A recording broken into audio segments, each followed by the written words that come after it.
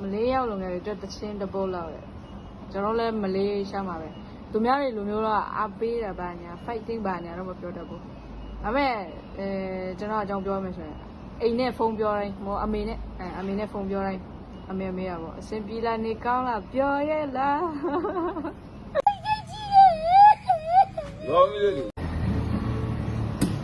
ကြာလို့မေးမသိခဲ့တော့ဒီကိုဖုန်းဆက်တဲ့ခါတိုင်းအချင်းမေးရာဒါလေးမလေးမပြောရဲလားပြောတာပေါ့မေးရဲ့ပြောတာပေါ့မေးရဲ့မလေးရှာမှာဒါလေးတို့ပြောပါတယ်ပြောတာပေါ့မေးရဲ့ပြောတာပေါ့မေးရဲ့မလေးရှာမှာ